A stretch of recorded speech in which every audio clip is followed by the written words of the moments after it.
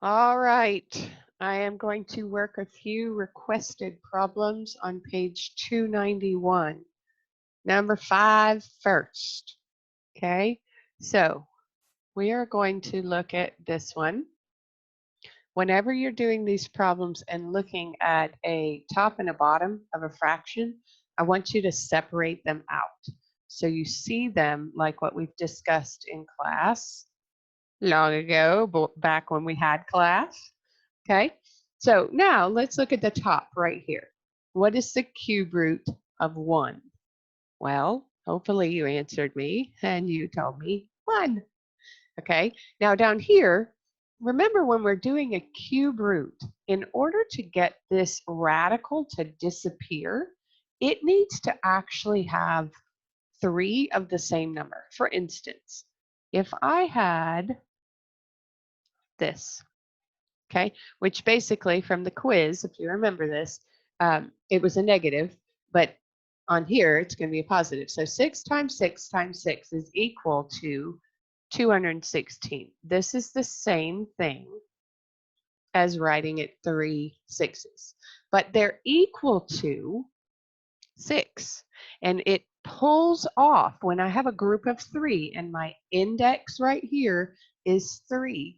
It pulls off this and gives you just one of them. So those other 2 sixes go away because you're asking yourself the question, what times itself 3 times gives you this big number underneath the radical? And in this case, it was 6. So all that said, we need not just one of these, but we need 2 more, okay, for that radical to cancel out. And that is what we've been doing this whole week. We're trying to rationalize the denominator, meaning we want the denominator to just be a number, not a radical. Okay, so what we're going to do is we are going to, I'm going to rewrite this so you can see this. Okay, we need to get rid of this radical.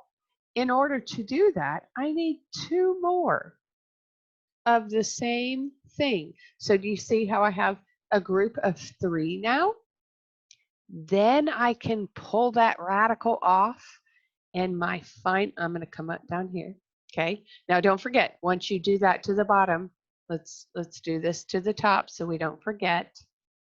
Whatever you do to the bottom, you have to do to the top. And we only did 2 because remember this one was already there. Okay.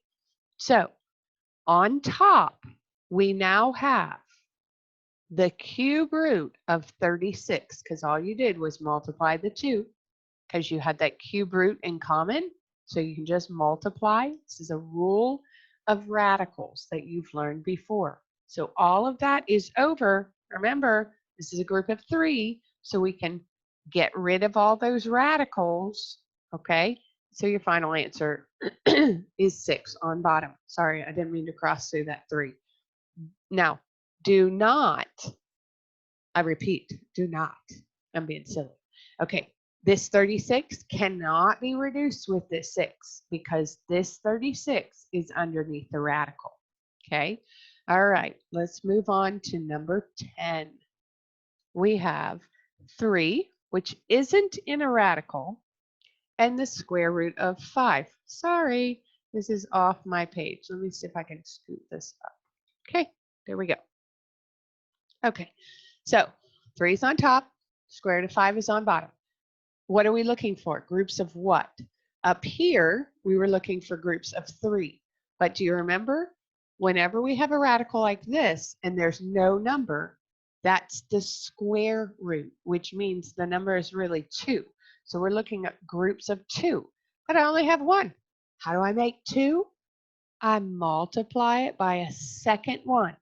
And the only reason that's legal is if you multiply the bottom and the top by the same thing, okay? Because what is this over this? It's a value of 1, okay? So it doesn't change this original value if I multiply it by 1. It's going to change the look of it, but not the value, all right? So this is now equal to 3 times the square root of 5. And then don't forget, when we have groups of 2 right here and our index number is not even there, you're looking for groups of 2. You could just take the long route and say, well, this is the square root of 25. What is the square root of 25? Well, it is 5. Now, but you notice you had 2 right here. All we did was pop off that radical and put one of the 5s in there. Just like what we did up here when we had groups of 3, we popped off that radical and we put just one of those 6. Okay? All right, so this is your final answer right there for number 10. Okay? Moving on to number 17. Number 17, we have, I'm going to rewrite it differently than it was before. Okay, so I have a square root of a on top and a square root of b on bottom. All right, now I've got to get rid of that square root of b on bottom. I don't mind having a b, but that square root, it's not pretty for the math world. Okay, so there's a no number right here, so we're looking for groups of 2. So I need to make up a second b, a square root of b. Okay, what I did to the bottom, I have to do to the top. Okay, now what is the square root of b times the square root of b? Hopefully you said out loud or in your head, b.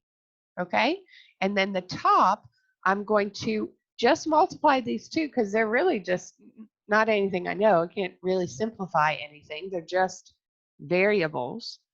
And this is my final answer. Now, try not to do this.